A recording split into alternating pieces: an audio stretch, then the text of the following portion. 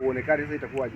Bwana, nipo hapa na Bwana Lugete Musa Lugete, mwana historia, mwana majumui kindakindaki, lakini huyu bwana ni mchambuzi wa masuala ya diplomasia. Mimi sipendi kuita diplomasia, napenda kuita ni geopolitics, yani siasa za kijiografia.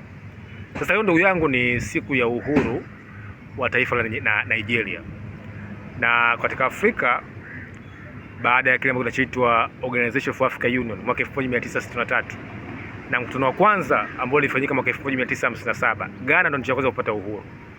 Leo Nigeria kuna nini?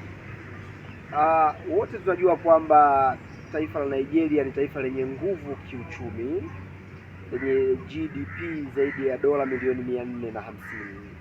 Nigeria ilipata uhuru tarehe 1 mwezi wa 10 mwaka 1960 kutoka kwa Uingereza kwa njia ya kidiplomasia. Kulikuwa kuna simba watatu wenye nguvu kwenye uhuru wa Nigeria. Alikuwepo Dr. Nnamdi Benjamin Azikiwe wa chama cha Movement of People of Nigeria and Cameroon. Tulikuwa na Chief Obafemi Awolowo kutoka kabila la wa Yoruba, na tukawa na kiongozi wa Waislamu kutoka kabila la Hausa na Fulani, Sir Abubakar Balewa Ibn Tafawa. Baada ya uhuru wa Nigeria ilikumbwa na matatizo matatu makubwa. Tatizo la kwanza lilikuwa ni udini kati ya Waislamu na Wakristo. Tatizo la pili lilikuwa ni ukabila kati ya makabila manne, kati ya makabila ya kusini Hausa na Fulani dhidi ya makabila ya kaskazini makabila ya kusini Yoruba na Igbo dhidi ya makabila ya kaskazini Hausa na Fulani.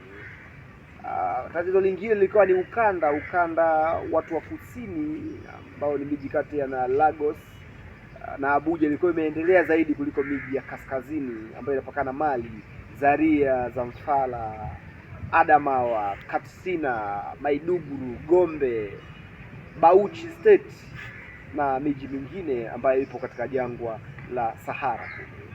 Mwaka 1964 jaribio la kwanza la mapinduzi la kuiangusha serikali ya Benjamin Nnamdi Azikiwe na Abubakar Tafawa lilifeli.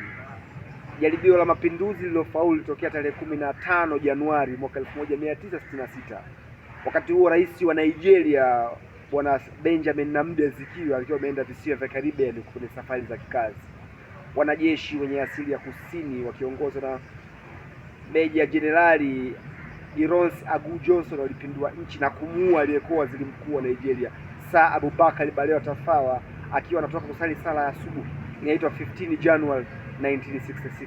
Kutoka hapo Nigeria ikachafuka. Ironsi akachukua nchi 1966, akatawala Nigeria kwa muda wa miezi mitatu, naye akauawa kwenye mapinduzi ya 66 yaliyofanywa na mbabe wa vita kutoka kaskazini Yakubu Gowon akachukua nchi ya Nigeria kutoka mwaka 66 mpaka mwaka 75.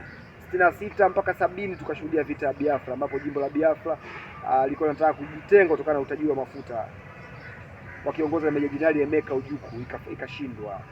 Mwaka 75 Yakubu Gowon akiwa Uganda kwenye mkutano wa Umoja wa Nchi za Afrika akiwa aliko na Idi Amin akasikia kupinduliwa. Alipinduliwa mwaka 75 na Meja Jenerali Mutara Mohamed Ramati akachukua nchi 75, naye akauawa 76. Hali ikawa mbaya nchini Nigeria, wakaweka uongozi wa kijeshi wa mpito mwaka 76 mpaka mwaka 79. Kiongozi mkubwa wa kijeshi nchini Nigeria akachukua nchi kwa njia ya mpito ambayo ni Olusegun Obasanjo akachukua nchi mpaka 79 kwa ajili ya kuandaa nchi kwenda katika mfumo wa kidemokrasia. Baadaye mwaka 79 ndo akaja Sheikh Usman Aliyu Shagal akachukua nchi ya Nigeria baada ya kushinda uchaguzi kwa kusaidiwa na jasusi mbobevu Umar Diko. Mpaka mwaka 83 ukatokea uchaguzi wa Nigeria ambao ulikuwa ni mgumu kati ya Sheikh Aliyu Shagal ambaye alikuwa akigombea na Chief Obafemi Awolowo. Sheikh Shagal akashinda uchaguzi kwa njia ya udanganyifu.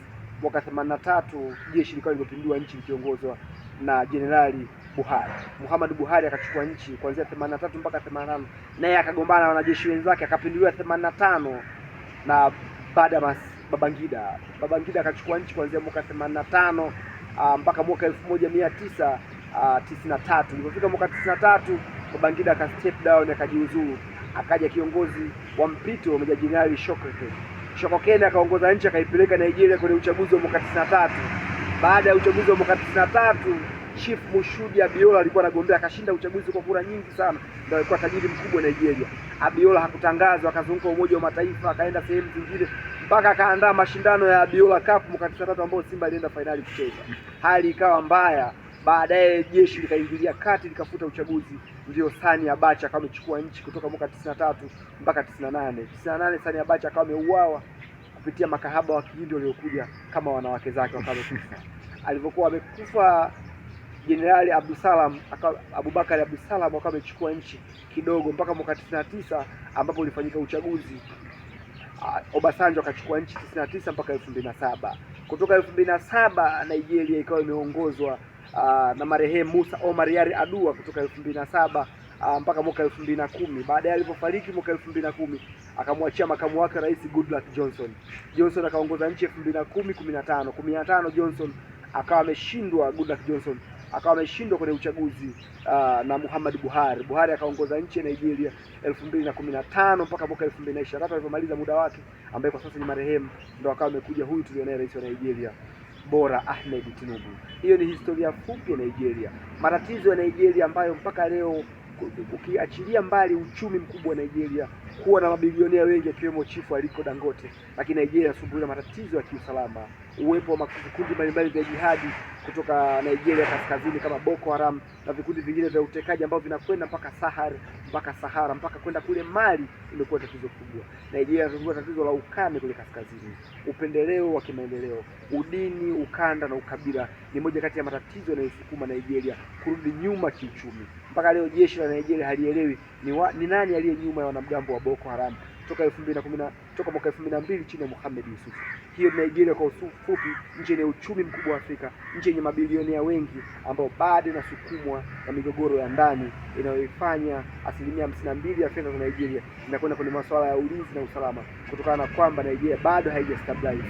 Asante sana kwa leo Nigeria, wako mtiifu Lugete Musa Lugete.